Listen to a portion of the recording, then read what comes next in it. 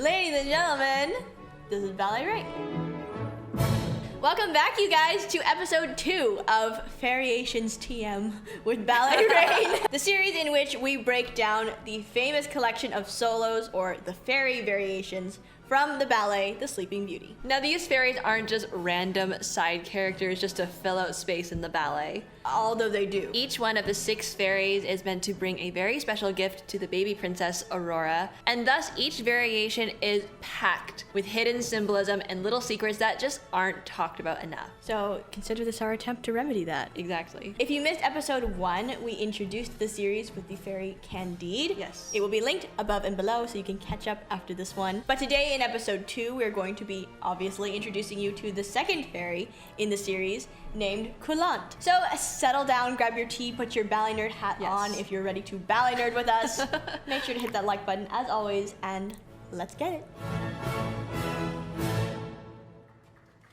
So let's get into Coulante fairy number 2 in the Fairiations lineup. Yes. But first, obviously, a little bit of context. Of course. The fairy variations, or affectionately dubbed by us Fairiations, appear in the prologue of The Sleeping Beauty, so not quite Act 1 yet. And this is the baby Princess Aurora's christening ceremony. Yes. And all the fairies in the kingdom have gathered to bless the princess with a very unique gift that'll kind of, carry her into her adulthood and eventually queenhood. There are 6 fairies, and each of them sort of represent a different virtue or different gift, and so they're bestowing their own respective gift on the princess. It's very sweet. It is sweet. Candide is the first fairy to bless the princess, as previously covered in the other video, and she blesses Princess Aurora with candor and honesty, sincerity, and pure-heartedness, and all those other wonderful things, as symbolized by the crystal fountain. Again, reference that video. And immediately after her, she's just done her reverence, run off the stage, and now we have our second fairy, Coulante. Yes. As for Coulante's many names, as mentioned before, all of the fairies here have various names attached to them, which really depend on the company or on the production as an individual. So the fairy Coulante has tons of different names. Obviously Coulante, but she's also called Fleur de Fairine. Sometimes she's called the Fairy of the Enchanted Garden. And sometimes she's even called the Fairy of Joy. We're trying to introduce the fairies by their closest to the original Petapa name. So Coulante would be the original Petapa version. Yeah, exactly. As for the origin of the name Coulante, it is a French term that means flowing or fluid. I've also seen it refer to a person as a very easygoing person. Or a very free-flowing kind of... Yeah, easygoing kind of person. As for Fleur de Fairine, it actually literally translated means flower of flour. Flower of so flour. Flower with a W of flour, like the wheat flour. And this is used to refer to the highest quality wheat flour, the most finely sifted and finely milled wheat flour. So for our name origins, they might seem pretty disjointed. Yeah, one is joy and one is flour. Yeah, what does joy have to do with being flowing or fluid / flour? It'll make a little more sense as we, kind of unpack the symbolism behind Coulante and her gift. Coulante's gift to Aurora, obviously, depending on the version, can be interpreted in various different ways. But the most common one is beauty or vitality and sort of energy. Health, energy, and joy. And throughout the ballet, you can see Coulante's gift very evidently in the Princess Aurora, especially her entrance for her 16th birthday party. That whole first section. She's absolutely full of life and this vibrant, joyful energy, and that's so apparent throughout the whole first act. Side note, that's my favorite entrance. Dun dun dun dun dun dun dun dun dun dun dun. I know, that whole entrance is so good, and that's your very first introduction, your real introduction to Princess Aurora. And so this is the fairy's gift that really shines in that section. So we have beauty, vitality, and joy. So where does the wheat flour come in? How does Coulante's gift tie in with her 2 very seemingly unrelated names? Well, where the wheat flour comes in is that historically, wheat flour was used to make face powder or cosmetics, which incorporates the themes of beauty and in general a beautiful, healthy complexion. And as for Coulante itself, flowing or fluid, it refers to vitality and just general good health, which sort of indirectly leads to a glowing, healthy complexion or appearance.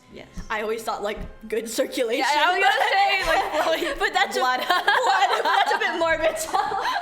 I was not sure if I should say it. I was thinking blood circulation. I know, me too. Blood flow, you guys, blood flow. It's true though. Like is if you have true. good circulation, then your cheeks will glow, your Yeah, complexion will exactly. glow, and everything will just be vibrant and happy and beautiful. Yeah, it's true. And like you'll feel more energetic. Exactly. You'll feel more vivacious. You'll feel the vitality. And Yeah, so I more guess. alive. So that's Coulante's gift to Aurora, which honestly is a beautiful gift. And you see it in a lot of Aurora's choreography. I feel like even in the Rosetta, I see that a lot. She's just blossoming and she's beautiful and she's alive and vibrant and radiant. Yeah, radiant, glowing. Moving on to the costuming for this variation. Obviously, like we said before, the costuming can vary greatly from production to production. And I would say though, among all of them, I would almost say Coulante has the widest variety Yeah. of costuming. Out of all the fairies. I don't think she has really one set color. I've seen pink, I've Brown. seen muted purples, brown. Yeah. I've seen a bright white, kind of Yes. like the wheat flower, like the fine white flower. I've seen some like blue because Yes. Yes. the wheat flowers, like if you look at like a picture of a stalk of wheat and the Yeah. flowers with it, it's kind of like blue, flowers, yeah. like that color. So I've seen those as well. Literally, Coulante could have Any color. any manner of color Yeah. for her tutu. I wish they all had themed colors. I feel like it would be easier. It would be remember. easier to, identify them, but Some of them later down the line have very distinct colors. yes, like Lilac Fairy. Lilac Fairy and Canary Fairy. Canary as well, yeah. Those all have like very distinct colors. Coulante is kind of, she can be anything. Yeah. She can just shapeshift into Yeah. any color. and- Anything that screams sort of beauty and vitality and vaguely wheat. It's all subjective at the end of the day. It is. So that's all the hidden symbolism behind this fairy Coulante. Like we said before, joy and vitality and life and flowing, and indirectly beauty as well. Obviously her gift is very apparent in Aurora throughout the rest of the ballet. Yeah. And this variation is the start of it all. So we're gonna go into the actual commentary section of this variation. Starting with, of course, the music. Tchaikovsky. Always. We love Tchaikovsky. Love Tchaikovsky. And this particular variation musically is a lot of fun, and So it's fun. very, very fitting for that idea of vitality Yes. and energy and health. So the music is a very boppable 6/8 time. yes, it is. And you can just throughout the entire variation, you can feel this constant pulse of energy and intensity throughout the entire thing. And so I think it's very, very fitting. I think so. And yes. as we go into the choreography, you'll obviously see that it matches the music perfectly. Yes. And with that pulse, it's the pulse, it's the blood circulation. We need to stop We need to this. stop. We We're need to like stop this. blood circulation. You can feel like the energy, the vitality, the health that's just like radiating. It feels like a pulse. I'm so Yeah. sorry, you guys.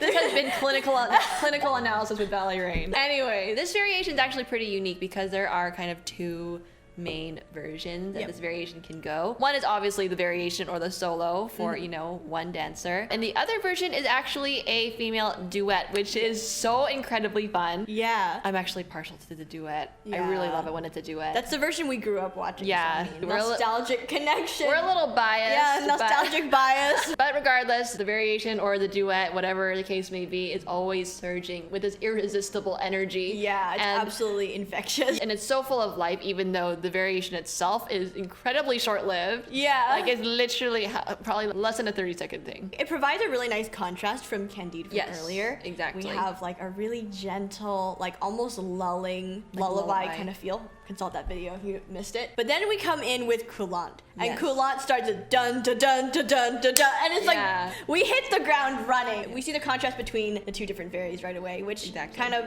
if you fell asleep at all, you're not anymore.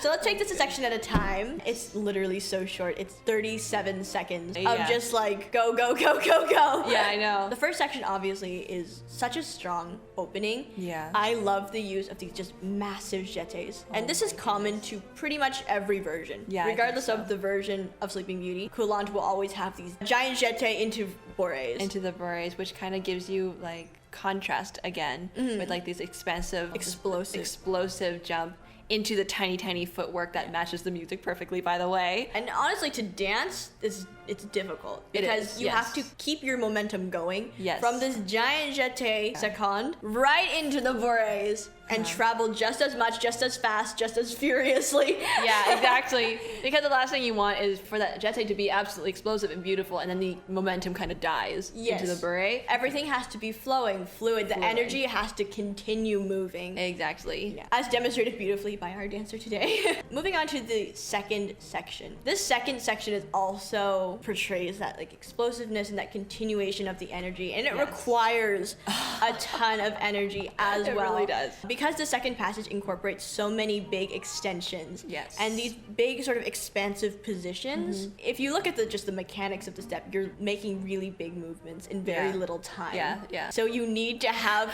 like such a consistent energy throughout the entirety of your body in order just to make this step work. Exactly. Like we were saying for Candide, to do this variation, you need to embody the gift that the fairy is giving. Like the dancer herself has to have flowing vitality and energy throughout her entire body in order to just execute the step. I also think the changes in directions that's in this passage adds to the effect of like a lot of energy, just like kind of being thrown around in different directions, to this side and then to this side, and then that giant rond de jambe or that développé. The version with the duet, something to have big enveloppes. Yes. So you're seeing like energy flying in, then you see energy double run going out. Yeah, no. It's like you're seeing that life force. I love the version with the duet because it's wonderful. It displays that so well with the double run. Boom. Yeah, it really does. It's out, in, incredible. And out, in, and out, and double. And psh, it's just... I love that version so much. So good. On to the third section, and this one you have to travel so much because, again, the flowing energy, you got to keep moving. Yeah. But you're essentially galloping on your toes at this point, backwards,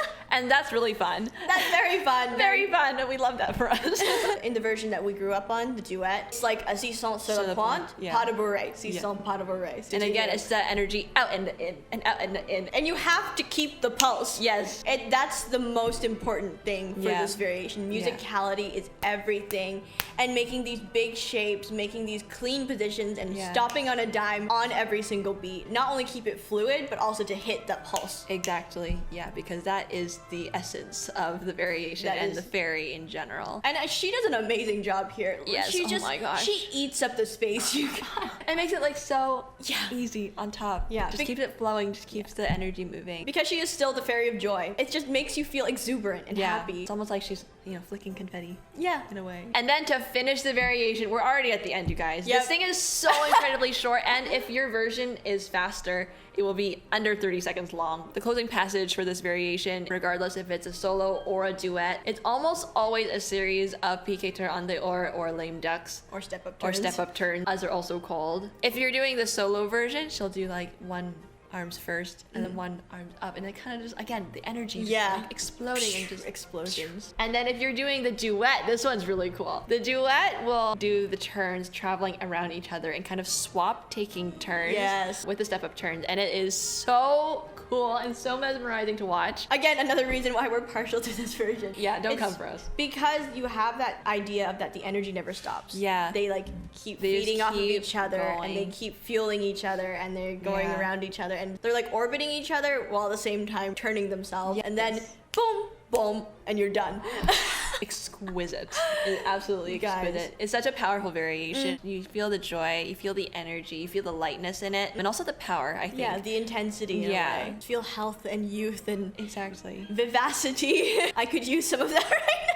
Same here. Coulante, come bless us, please. Bless us. We need life, vitality. Please give us some vibrancy. So in general, this variation, she makes it look easy. Okay, you guys. And don't be deceived. It requires musicality, and it requires so much skilled articulation in both small movements and big movements. On one hand, you're doing these tiny footwork things. You're galloping on your toes, traveling backwards. You need to have these detailed, fast feet for your bourrées. On the flip side of the spectrum, you also have to have speed and power on these giant extensions and these giant jetés. And you have to hit every single beat while also keeping the energy flowing. Yes, exactly. So, and when it's all done together, like we're gonna watch in a second, it's absolutely amazing. And honestly, between you and us, like one of our favorite variations in the series. Especially if it's the duet. So we'll let you watch both. Oh, lucky you. Lucky you. Not only are we going to watch the solo, we are also going to watch the duet. Because what's another 30 seconds, right? Literally, it's just another 30 seconds. Another 30 seconds. Be blessed. May you feel the vitality and the energy going through your screen as you watch it. Sending you extra health and beauty and blood circulation.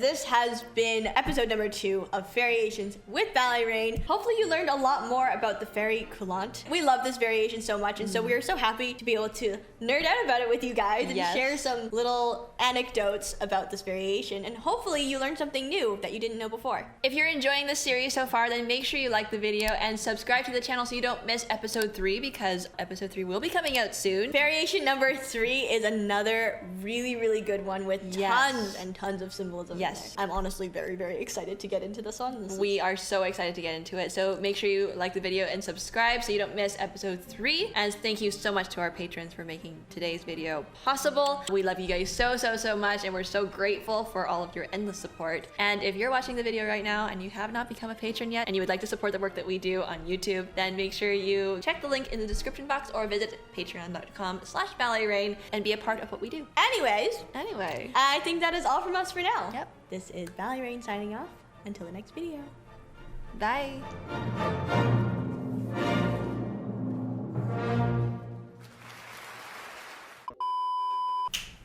Awesome. Oh wow, we're blurred out. Hello. Oh. Hi everybody. Ladies and gentlemen, this is Ballet Reign. That was a long pause. That was an inordinately long pause. I almost forgot my line for a second. The series where we break down. The series in which we... Okay, fine. We can go all KJV on you. I'm sorry. The series in which we... You don't have to say it. No, I'm gonna say it now. So grab your tea, put your ballet nerd hat on, and get ready to nerd out with us, because here we go. Oh, I didn't say hit the like button. A crime. They have to hit the like button. Yeah, you have to. You have to hit the like button. If you don't hit the like button... I'll get fired if you don't hit the like